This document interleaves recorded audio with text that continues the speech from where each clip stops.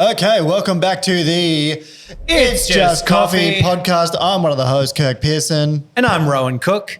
And it's just coffee. We've got a very special guest today. We have an amazing guest with us here today.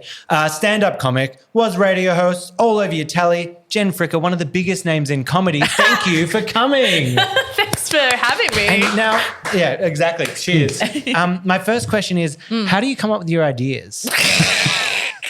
We had to start. I was going to run that past you. I said it to Soph. She was like, she'll think you're serious and go into it. Was this from your long list of talking to comedian faux pas? Yes, exactly. I think in the comedy circles, you just get asked by every interviewer, how do you come up with your ideas? Or like, do you just make it up on the spot? That's the other one that like people truly think, oh my God, I had the most brain bleeding conversation once with a person at a film funding corporation. Let's keep it. Those. Yeah. Where they were like, well, you know, we don't count like stand up as like writing.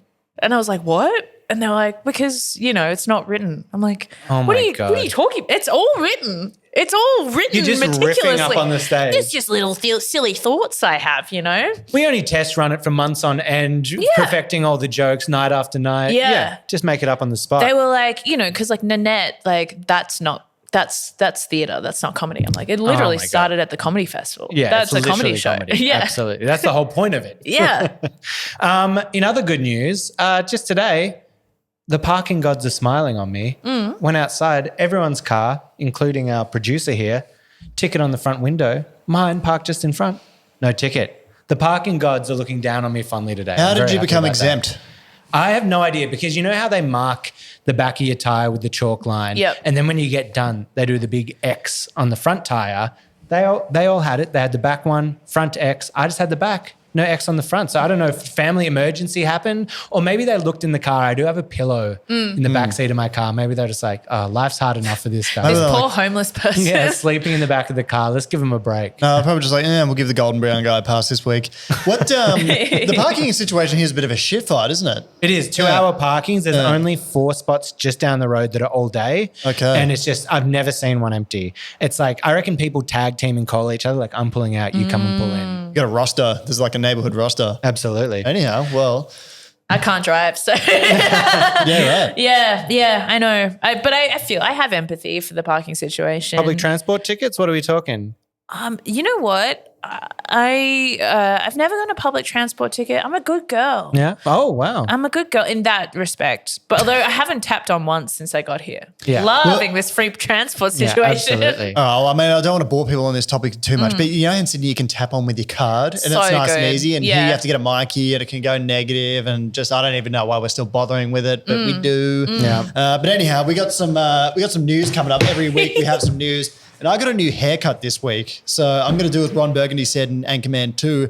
I'm going to do what God put me on this earth to do. Have salon quality hair and read the news. Yeah, you look beautiful. You look great. Thank you. But here we go. So Julie Louise Dreyfus, so Elaine, her company is to acquire Brazil's biggest exporter of instant coffee. Ooh. So the deal is to acquire 100% of compound, whatever that company's called, means LDC will be one of the world's biggest instant coffee manufacturers, along with its ILD Coffee Vietnam soluble coffee facility in the Binh Duong province.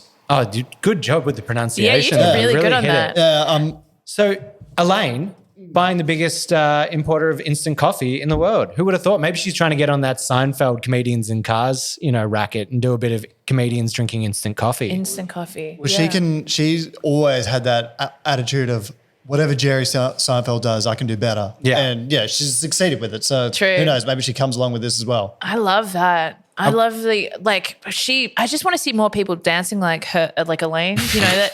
And I think instant coffee will help that. Oh, maybe that's where it came from. Maybe it's just the jitters and just kind of hitting out on the spirit side. of it. I'm actually drinking a cup of instant coffee. I'm feeling a bit run down today. So I've got the instant coffee. It's kind of dressed how I am as well. I got the chinos on and the green corduroy up top. But hey, here we go.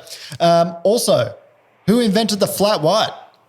An Italian sugar farmer from Queensland thinks that, Italians played a big role. Italians often say things like this. He says they brought coffee, this style of espresso-based drink, to Sydney from Far North Queensland, where he's originally from. The drink was supposedly popular in cafes in sugar-producing towns as it catered to the taste of wealthy Italian growers and their families. So I know born in Australia, but Screw you, New Zealand. You didn't bring no flat white into the world. Has that been their claim for a while? So Yes. it's up there with the Pav. It's up there with Russell Crowe and all those ones. Yeah. And in most of the cases, New Zealand are probably right. Yeah. But for this one, the first documented record of it was in, where does it say here, 1985 in his Sydney cafe that was brought down from Queensland. So that's the first documented case. I will take that ownership in as an Australian, the flat white Australian perfection. Yeah, absolutely. And but to be fair, we have a long history of claiming the best elements of New Zealand as our own.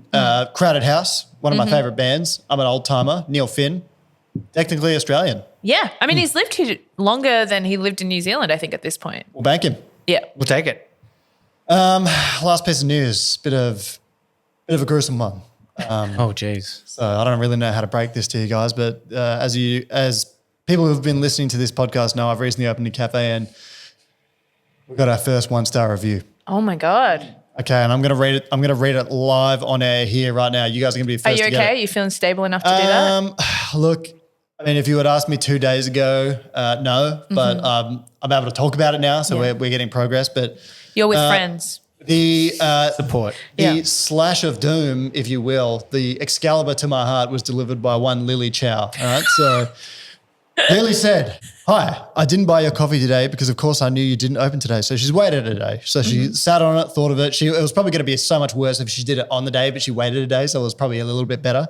Yesterday, I bought the cold brew. It was much more expensive than last time I visited because before that, it was only $6.50 and now it was $8. And the taste was also worse than before.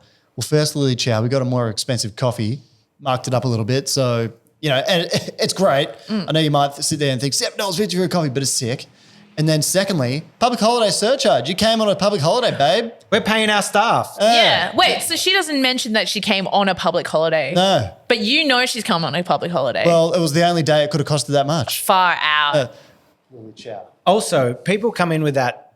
It tastes worse because you just paid $8 and you're pissed off. Yeah. And then you're like, you know what? And it's even tastes terrible. But Yeah. good review the first time. Must have loved it. Came back for a second. Have you been victim of a bad review before? Oh, of course I have. I remember my first really bad review was my first comedy festival. And, I'm new. I've not really done this before. I've never really been to Melbourne before. And I remember very, very explicitly. It was 12 years ago, I think. I still remember every single line of it, where this woman was like, she played with her hair too much. 2 stars. That's the whole. Wait, no, was there there's more to the review? review, but like Can you actually remember it word for word? she kept calling me glamorous, Oh, compliment. but like in a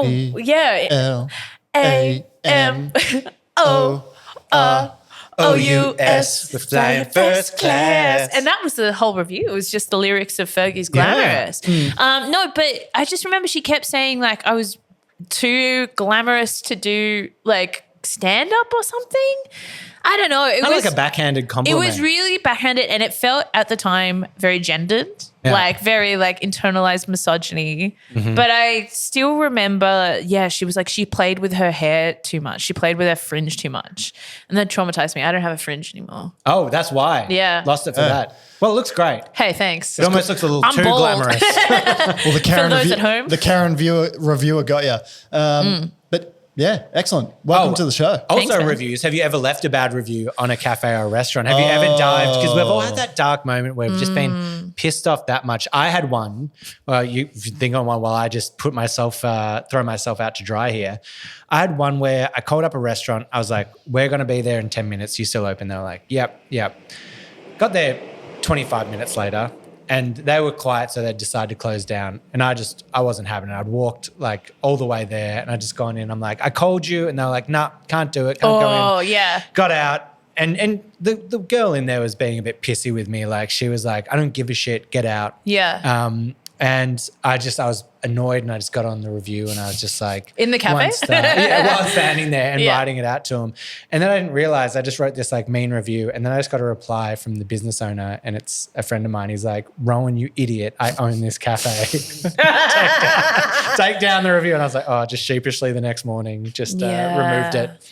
I mean, I feel like that's like a danger for you guys, right? Like being in that's this side of the industry is that you've got to be a bit soft politics with it, Well, there's it can be quite like it can have a pretty big effect of people's reviews, not necessarily Google reviews, but there was one case, I studied journalism at uni, and there was one case where a guy wrote a review for the Sydney Morning Herald, and the restaurant actually sued him for defamation because his review was so negative. Wow. That it like really impacted them. And then, he fought it hard in court and lost. But yeah, it's Dang. And if a review mentions something criminal, then Google will be liable under defamation laws. Yeah. Anyway, so it can be pretty hectic. I mean, Lily Chow's, I don't think will hurt us that bad, but You're going after her with everything you've got. Yeah, well, I've never left a bad review on the internet. I have told people in the restaurant. Oh, just face to face. Yeah, I'm a very that's better. Yeah, because I feel like it is good to give people feedback. I'm not doing it in a pissy way because I've worked a lot of service jobs as well. And again, when you work on that side, you know when it's not a real issue that to do with you, and it's more just this person's having a bad day and you're the misplaced anger target. Yeah. But yeah, no, actually, I remember I was at a pub near my house in Sydney. And I'd ordered lunch there and it was just yuck. I don't know, they're usually pretty good. And the guy came over and he saw I hadn't eaten much of it and he was like, oh, did you not like it? Is how he came out. And I was like, oh, I was trying to be nice. I'm like, yeah, it's just not. He's like, you can be honest. We got a new chef in. I don't think it's working. And I was like, look, I just think maybe it was a bit undercooked and, maybe. And he was like, cool, I'll keep that in mind. And then it got better, So I feel like constructive criticism always in the right way, deployed in the right way, not just unsolicited is good. I just feel also I don't want my name on the internet blasting a small business. Yeah. I just think absolutely. if people were to Google you, I don't know. That's why you make a burner. You make a burner, and that's why I make a burner and I go after specifically small businesses. Yeah, the smaller the better. Yeah, I'm on Coles. I'm like, I love you guys. You guys, everything you do is this right. duopoly you've manufactured, kudos. Please put us in a little pig pen and lock us in when we're trying to check out. I love paying that. $12 for strawberries. You guys are killing it. I feel like this could be a really good stand-up routine or a bit in one of your stand-ups, talk about reviews, could elaborate somewhere, mention a Lily Chow in there. Or even if I start a band called Lily Chow. Yeah. That's a great name for a band. Lily Chow is a band name, see, and that's a review of her name that you're giving. Yeah. That's going to be a good band name. Do you ever reply to reviews? Oh, my business partner does. Yeah. And he's very magnanimous about it. I don't have the bandwidth to manage a social media account. I can't even write back to all my texts. But yeah, I think you have to reply though, because I know when I see a business and there's and you look at the reviews, you see a 1-star one. If I see them going off and writing something negative review, then you see the owner just reply really calmly. Yeah. Not the aggressive reply, just they're like, hey, Steve, I remember you coming in. We had one, my friend owns a panino shop called Stefanino Panino. He had one where he got a negative review where it was it was messy, there was crap everywhere, they were basically sold out of all their rolls and it took forever to get it. And he just replies, he's like, hey, I remember you coming in. Thanks for sharing your thoughts. As I mentioned, we'd just been broken into and the front window had been smashed in, hence the crap everywhere. And it's sold out. We were robbed. Yeah. And the reason it took a while was you could see me dealing with the police reporting the crime as you were there. Out. And you just read that on the review and you're like, okay, yeah, so I can ignore that. I saw this on the internet or something. Yeah, you may have. Yeah, anyhow. So, That's wild. So first question, coffee. We're into coffee. The one that we always like to start on is, what are you drinking every day? What's your go-to coffee order? Okay. I'm interested in this one. Are ya? Yeah. Why? Oh, because I feel like, as a barista, people ask, oh, what's your favorite coffee? And they expect a big, long, drawn-out answer. But as Rowan and I have previously said on this podcast, just a flat white does it for me. Yeah, I'm a flat white girly at the moment as well. I'm running around Melbourne Comedy Festival and it's very late nights and very different routines every day. So I'm just basically beans and water. I'm just espresso shots where I can get them before pre-show as well. So right now I'm just on the espresso shots. I love a fat white. have you had one of those What is before? a fat white? Fat Okay, white. so Am I doing a video about this on the channel? What is a fat maybe. white? Okay, so the only place I've had it is in Robertson. There's this empty car dealership that I need to remember the name of the people who've taken over. But basically, they've set up a coffee stand in this empty car dealership that's on the main highway in Robertson in New South Wales, home of the Big Potato. Shout out to the Big Potato. Big Spud. Big Spud. And they do a fat white. So it's coffee and the milk mixture is half milk and half cream. Oh. And they like mix it up so it's like fluffy, but you get like a buttery mouthfeel. It's so good. Obviously, you can't have them every day, but when it's cold, it gets real cold in Robertson. Sometimes it snows, and then you have one of those in the morning. Oh, yeah. It hits. I'm now blanking on it. There is a Spanish drink that is like that kind of mix of like espresso, cream and milk as well. And I just did it recently on the channel. The Russians have a drink called the Raf, made by a guy called Raphael. I don't know how they came up with the name, but you'll have to figure it out. But it's just cream, coffee, and then some kind of syrup. And it just tastes like a bowl of melted ice cream, you know, when you're just like being an absolute slob and you're just like. When it's melty too, when the ice cream melts and you're just kind of half drinking it. Yeah. And it's exactly what you're talking about. It's because of it being freezing and they're just like, I want fat.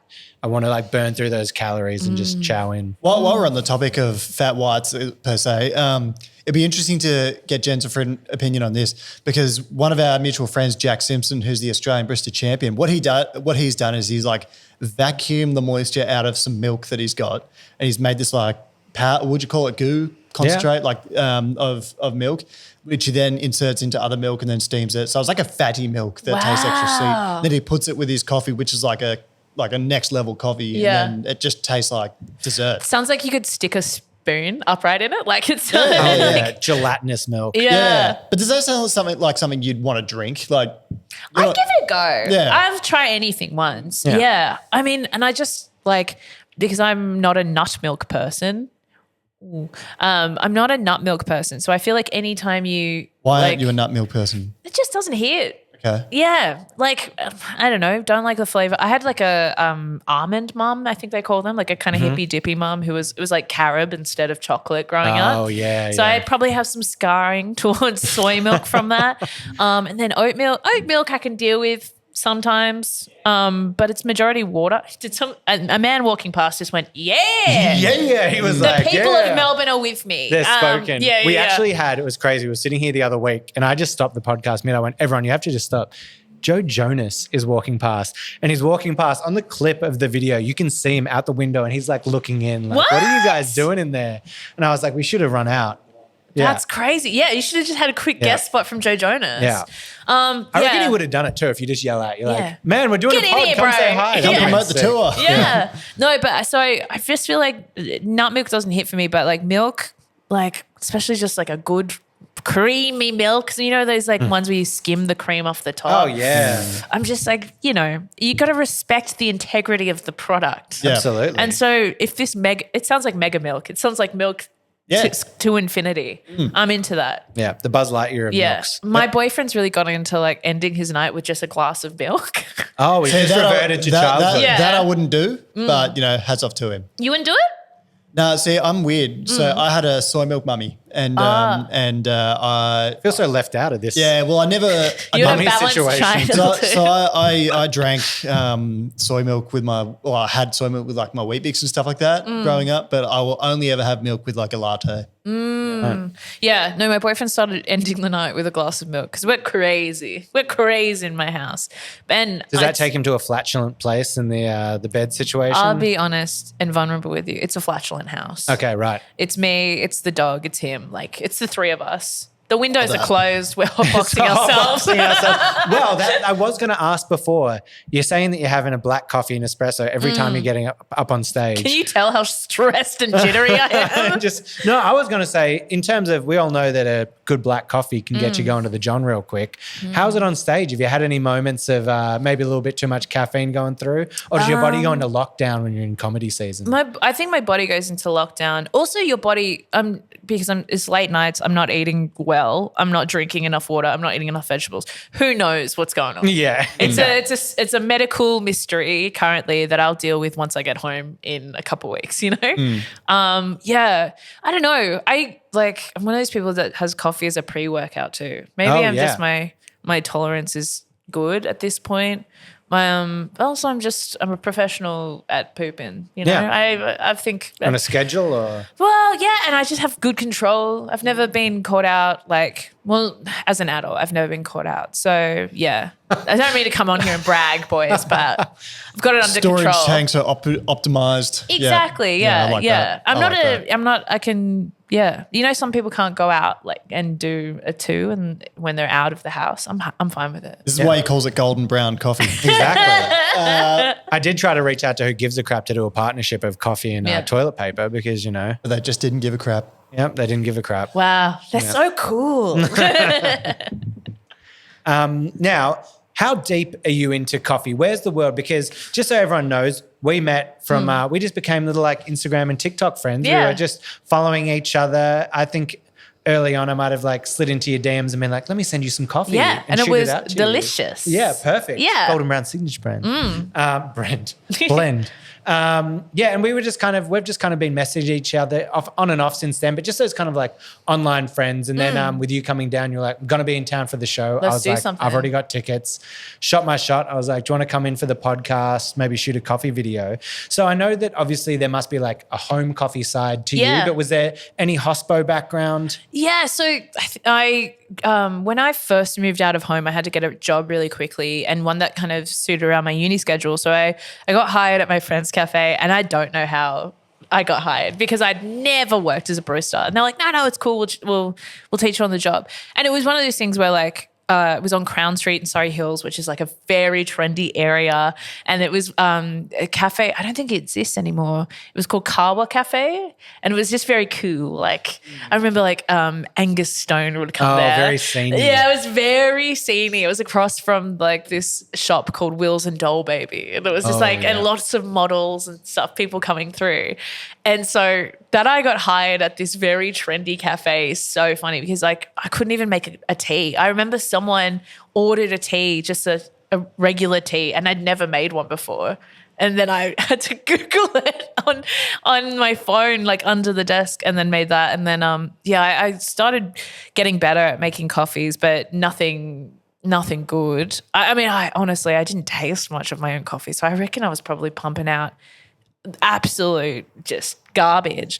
But because it was such a hipster environment, I think people were too trendy to care. Yeah. Or they were like, yeah, this is how coffee's meant to taste. But it went on for a little while, and then a new manager came in, and suddenly, weirdly, I just got dropped off the schedule. I don't know what happened. Oh, just the drop off. So no official firing, just the classic drop off. Employment ghosting. Yeah. I'm technically still employed there, I guess. Right, you should head back. Yeah, I'll just see. Yeah. We've just done a training out the back. You could definitely be making coffee there. Yeah, exactly. Can you do that, or the laws change now? Can you, if you have a casual, can you just off the roster, or does it have to be formal conversations now?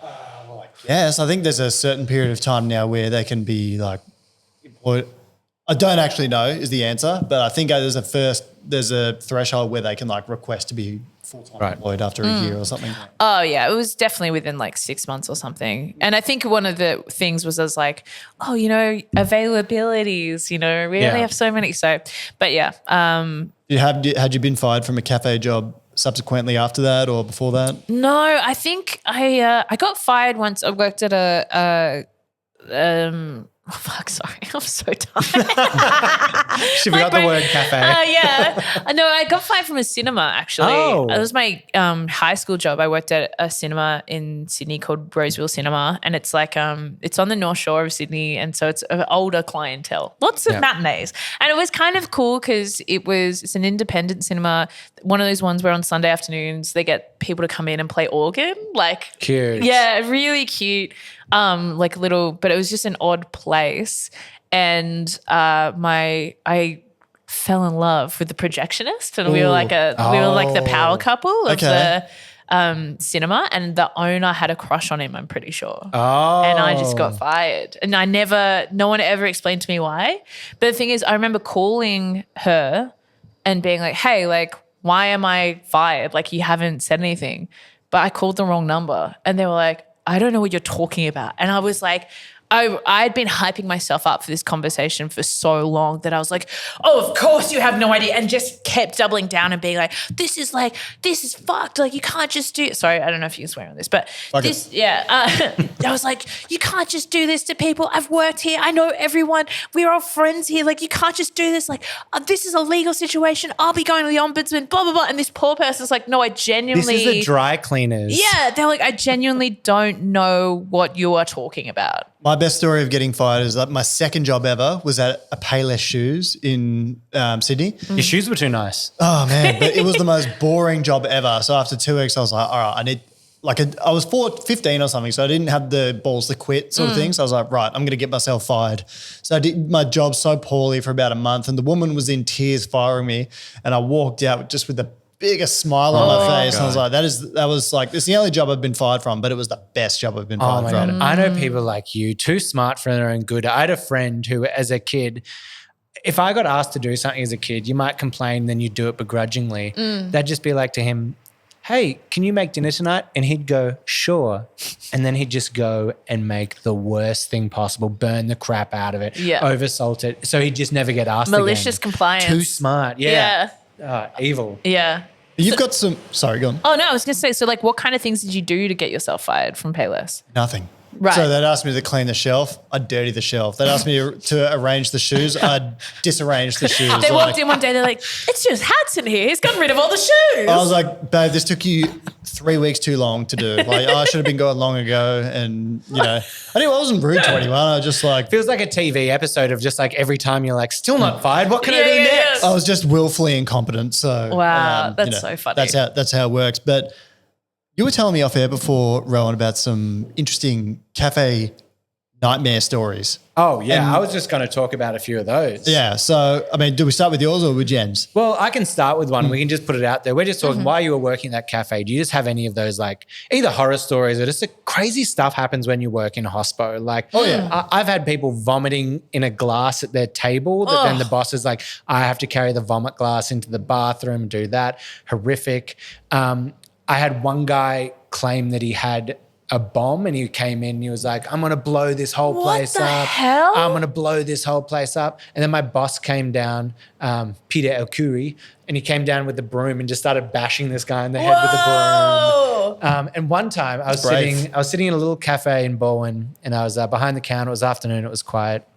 Just out the window, it's on kind of a slight hill. So out the window, I just see this car just cruising past down the hill slowly. I'm like, that's wild. It looks like no one's driving that car. Hang on. No one's driving that car. Far out. And I run out into the street, and in the middle of like Baldwin, this car is just rolling down a hill with no one in it.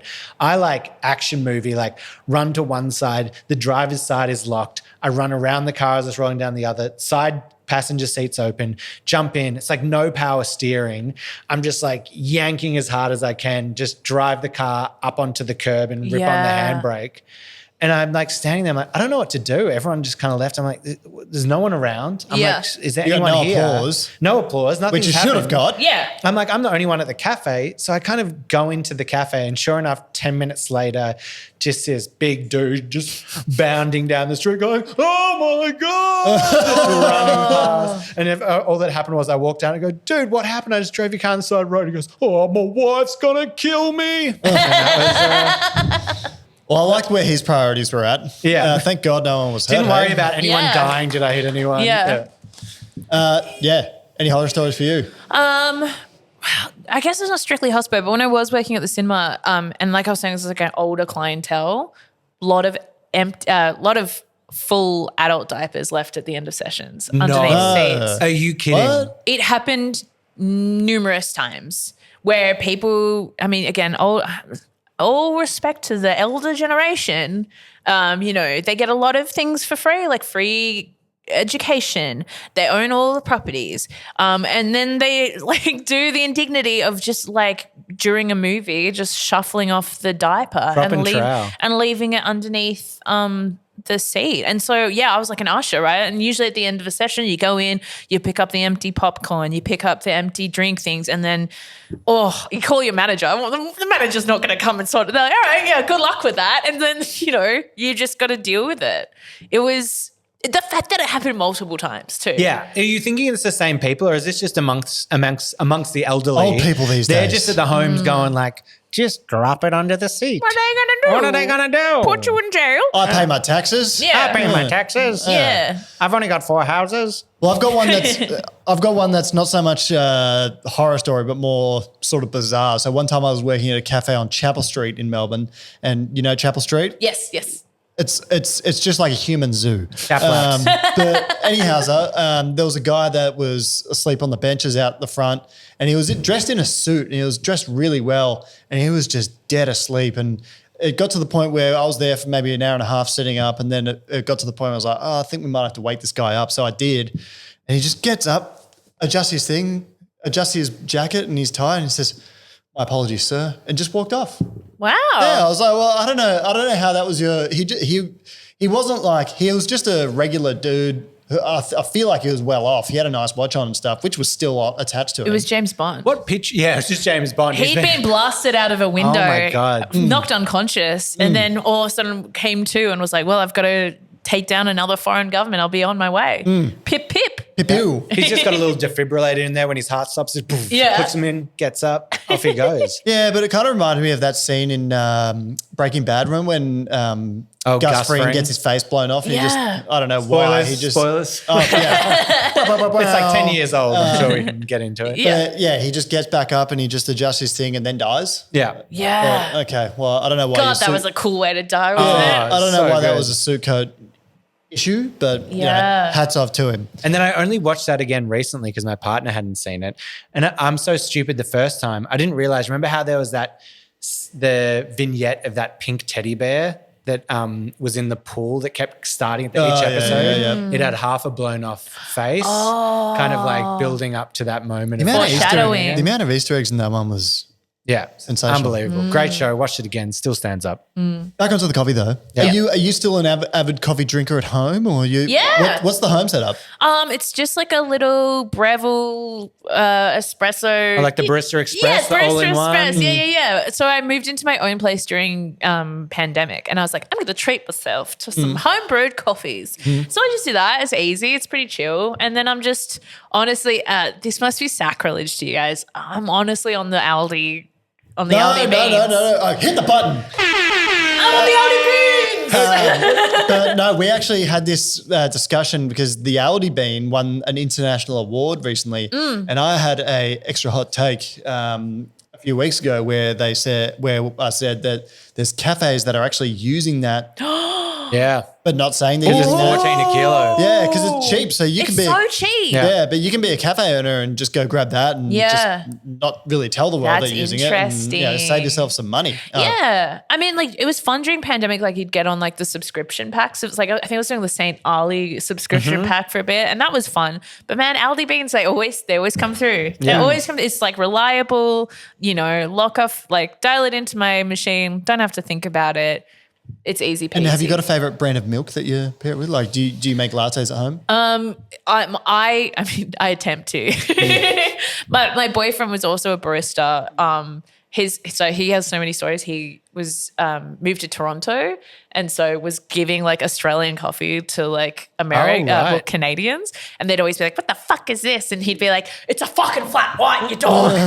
This is how you do it." Well, in Canada they have Tim Hortons. Yes, yeah. So he makes me a coffee every morning, and he does his little latte art and stuff like that. I'm making whatever I can get. Honestly, again, it's just making little espressos. Also, like, espresso cups are so cute. Like, there's just something something lovely adorable and about teeny tiny. Like, I'm a giant. I'm having a regular sized coffee. Yeah. Well, the home espresso market's really blown up, and there's like some well-known people, not just yourself, that are into coffee these days. Like we were saying, the Australian cricket team, Marnus Labuschagne and Steve Smith travel with La Marzocco A lot Down of the the joint? rugby players, I saw one of the teams did a who pours the best latte art on the team. And literally like 8 of the players from the team were all pouring like swans and rosettas and everything. Your good friend Will Anderson, Yeah. he can drink a latte. Yeah. He's probably the most coffee consuming person I've ever met.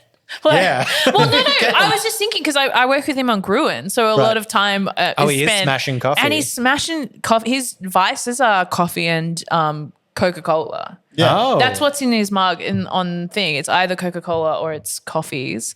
Yeah, I remember once I ordered a matcha during the shoot and everyone was like, boo! Boo you. Boo! But yeah, no. God.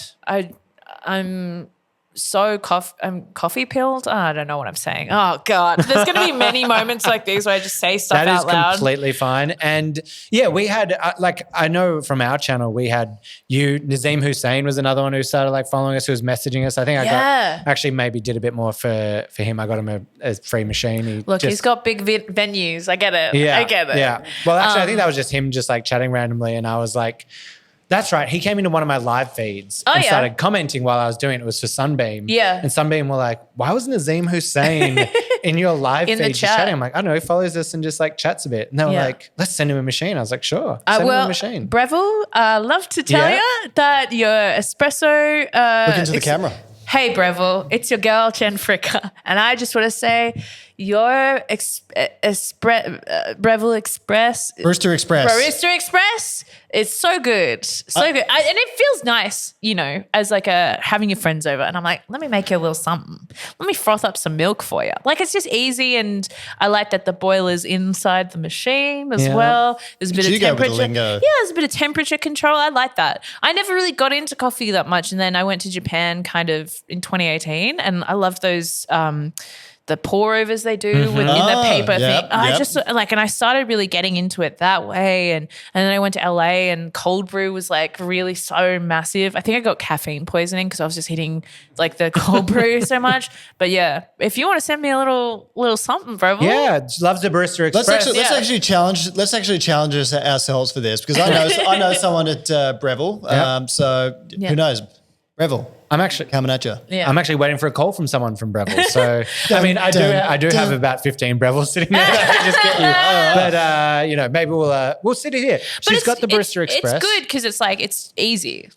For someone who I think we all assume got fired for being a shitty barista. I'm making good stuff on it at home. Yeah, and I like that. If you wanted to upgrade, there's the Barista Touch Impress. Manual frothing, automatic tamping. There's a machine, the Breville Jewel Boiler. I love automatic tamping. I do feel like I'd squish my finger. I just feel like I'd be the person. Automatic or with actual? Like as in I would get stuck in it somehow. And then I'd get like when you smush a sausage, just pop out the end. Like I think that's what would happen to me. But watching your videos actually on TikTok has really helped me. I've got my little digital scale now. I've got my little, is it EDT? What's it called? The WDT. WDT. I've got that set up. I've got my little, they're like tamper mat as well. I'm trying to keep it all even. I'm slowly gearing up. I'm slowly becoming full blown coffee wanker. I think. I could see how you would maybe, someone with a little bit of a name maybe doesn't want to jump in the comment sections and just chat.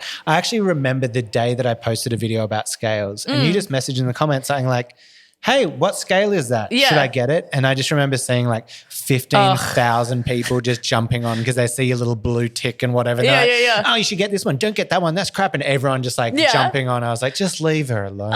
It was, I don't read them, but I was waiting for your reply. But yeah, I don't know. I just, I feel like maybe people previously have been put off by that aspect of it, that there seems to be so many experts. But I like that there is an emerging kind of home consumer market that I don't think we're ever going to replicate like coffee, cafe level coffee, and also just the experience of going out for a coffee at a cafe, I think is so important. And like, that's something I try and do regularly because I remember I saw Jennifer Coolidge last year do like a talk in Sydney and she's like, she was talked about how she has like a history of depression. She's like, the one thing I do for myself is I go out every day and go to the cafe and have a coffee just to be around people. Like it's important. Can you do it in her voice though?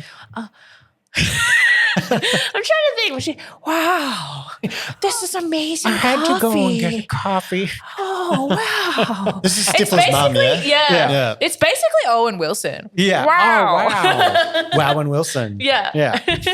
Yeah, I've never ever known her as anything other than Stifler's mum. Yeah. Oh, well, Most iconic. She was pretty amazing in Best in Show? No. What's the recent TV show? Oh, White Lotus. Yeah, White Lotus.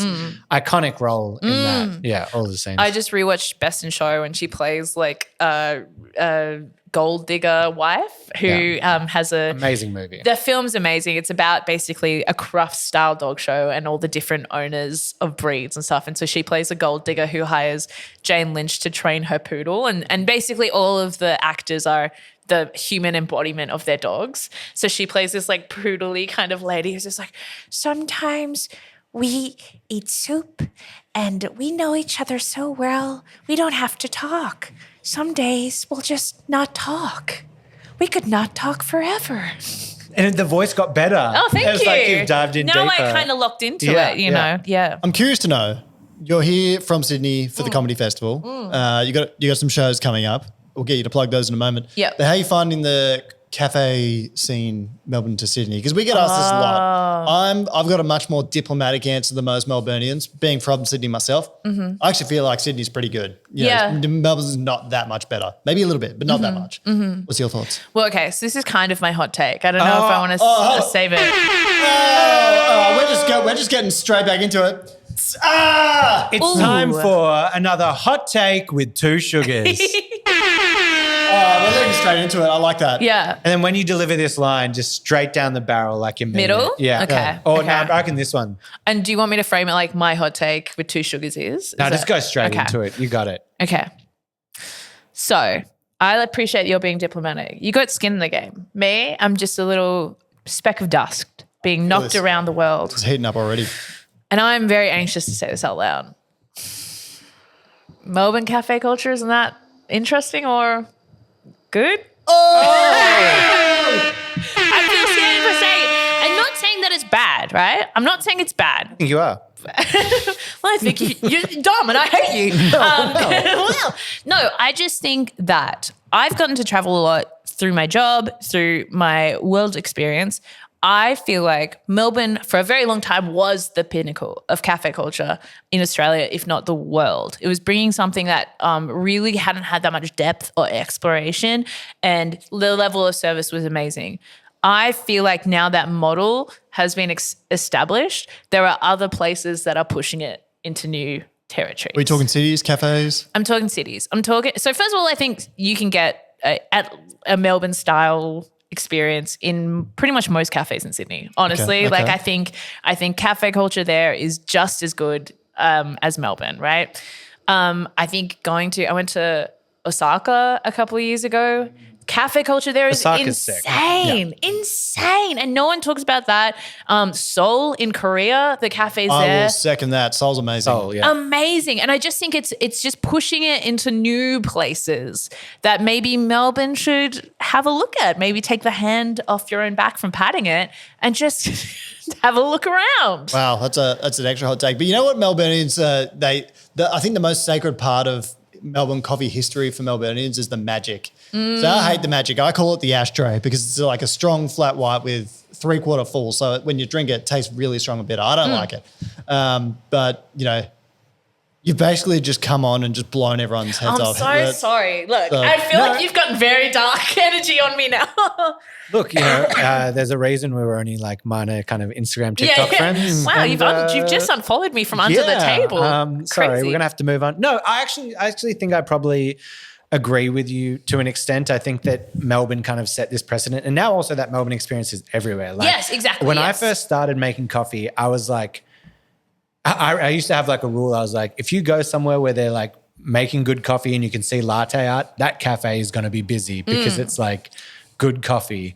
Now it's just like, you're at a 7-Eleven, you're getting latte art of the thing. Yeah. Like it's kind of everywhere. And then I feel like it allows other countries that ability to push it further, and we just kind of can sometimes sit stagnant. Yeah. Having said that, though, we will always be the OG. We're the best, We the will OG. always be the OG. You need And- the horn one sound. for You need the life. horn sound. Yeah, no, because like, Hey, don't get too, I've yelling at worked- the horn just every second. Just I telling want the them horn. Come on. You work for me. I've worked with a lot of baristas that come here from places like Korea, from places like Osaka, and they learn the Melbourne way, then they go and take it home. So like I was in Nara, Japan in 2019, and I was just walking past. I was actually stuck there because of a typhoon. I was just walking past, and there was a cafe there, and I was like, "Oh, that looks interesting." I walked in, and I saw a bloke that I'd worked with in Fitzroy, and I was like, "Geez, I didn't know you were here." So it's just these random things. Yeah. It's like, I always say it's an exportable commodity in a way. Yeah, I guess maybe a better way to put it is Melbourne set the bar, set the standard, and set the culture, and then now we're seeing it being pushed in all these different ways. Even like there's a place around near where I live called Koshari Corner. It's like an Egyptian like open air restaurant. It's literally in the middle of the car park. The food is so sick. They do like Egyptian style coffee. It's amazing. Like it is some of the best coffee I've drank in so long. And I just feel like I'm trying to even think, what is Egyptian style coffee? it's like almost like, I guess because there's like Lebanese coffee, it's really thick and like that's the kind of ones you can Like in that kind of Turkish coffee world or something? And I don't know what they're doing, but it's just like a long black. I don't know. I go there and I'm just like, wow, like this is so yum and unpretentious. And that's the other thing about Melbourne coffee culture. Sometimes I'm Very just like, pretentious. I don't want the rigmarole. I want it to be something where I'm just here because I'm enjoying it. I'm here to sit and enjoy being in the. You want to be able to opt in or out sort of thing? Yeah, I just think like, we were kind of talking about it before, how like purchases have become very emotional. And like, so for me, I'm going to a cafe and I'm not going just because I want a coffee. I'm going because I want to be in a place that's a part of the world. I want to see people. I want to be pushed somewhere new. I want to be having conversations. And so I don't want to feel like I don't belong there. Like I don't want to feel like this is unobtainable or that there needs to be, I don't know. I just feel like we are, as a society, I'm on one now. Here we go. We live in a society, right, where like third places are diminishing. We don't have many like libraries. We don't have many parks and stuff like that. They're not treasured in the way they used to be. Cafes I see as a part of that. So we need these third places because that's where we connect with people. And so to like kind of put a tilt on that, which is like, you're not good enough to be here, or like, you have to have some kind of degree in engineering or food science to enjoy this, I just feel like is not for the people. Yeah, I love that kind of theory. Yes, sorry. I'm going to smash out a hot take as well. Oh, yeah, We hot had a take cash movement yesterday. There were people trying to withdraw. There was a movement to withdraw cash from. Wait, what? So there was a protest that's like, hey, please everyone withdraw cash on this day and spend cash only, which was the 2nd of April. And so I'm getting behind it. My extra hot take with 2 sugars is, people, please, don't be afraid to pay with cash in cafes. Take cash. Woo! I'm sick of walking into these places and they're like, oh, we won't accept your currency. That being said, you don't need to pay for a $4.50 latte with a $100 note. Change is sometimes an issue, but still, we need to start taking cash more. Yeah. Or cash. Yeah, physical. Yeah. Physical currency. I think it's fun. I've been paying cash this week because I get cash gigs. Don't tell the ATO. Anyway, no, I love cash. Here, no cash. Cash, here, no. Yeah, go on. Have you got it?